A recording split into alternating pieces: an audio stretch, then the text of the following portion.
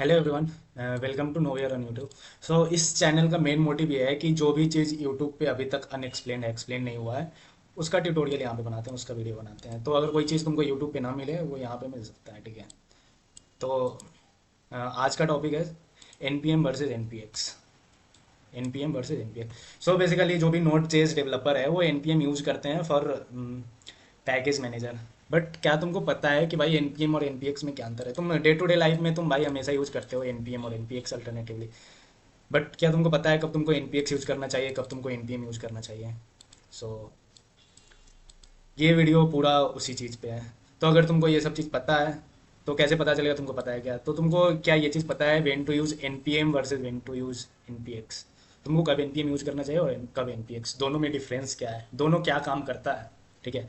दूसरा चीज़, तुमने कई बार रिएक्ट जेएस डेवलपर जो भी है वो ये कमांड रन करते हैं npx क्रिएट रिएक्ट ऐप, जो भी तुम्हारा ऐप का नाम होता है उसके बाद वो बेसिकली तुमको पूरा एक टेम्पलेट कोड दे देता है। तो why to use npx over यार?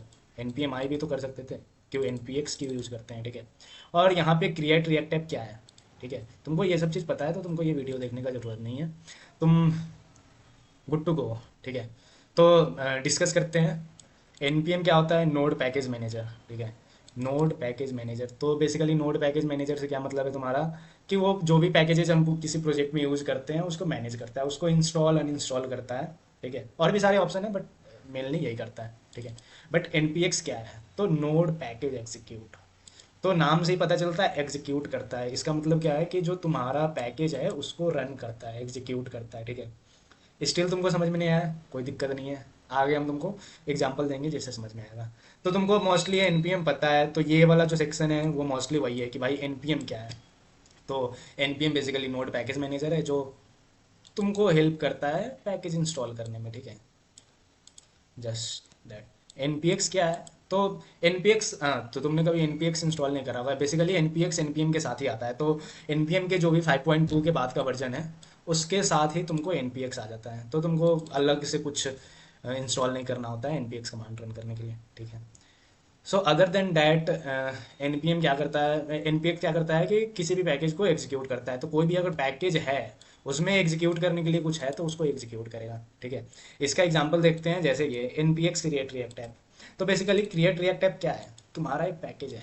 क्रिएट रिएक्ट ऐप क्या है? Create react app. इतना स्लो इंटरनेट कब से हो गया भाई?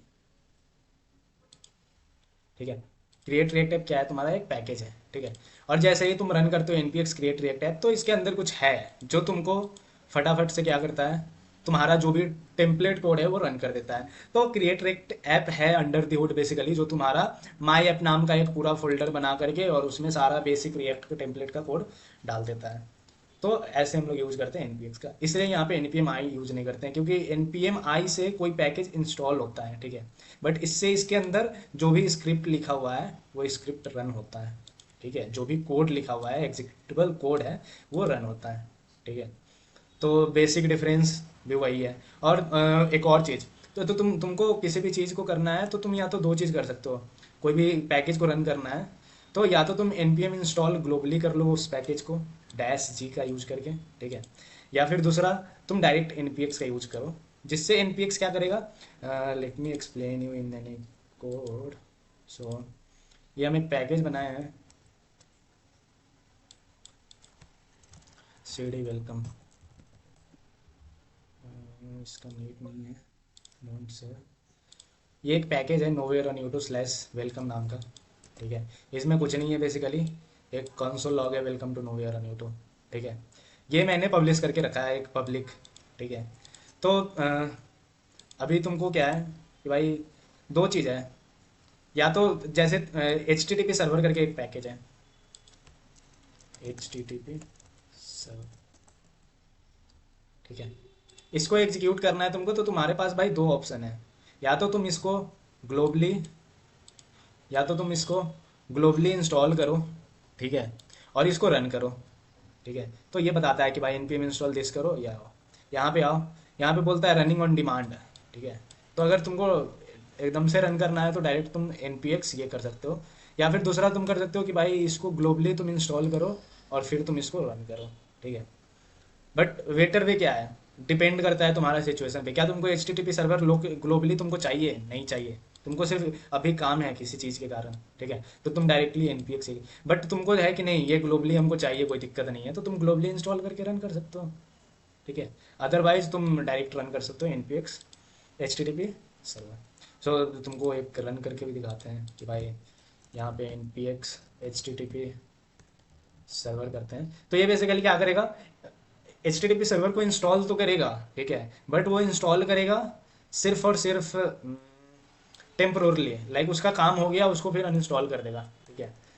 तो मे बी जिसमें इंस्टॉल नहीं होगा पहले से, वो बोलेगा, एक प्रॉम्प्ट आएगा कि इंस्टॉल करना पड़ेगा करके, ठीक है। तो जैसे ही तुम ये,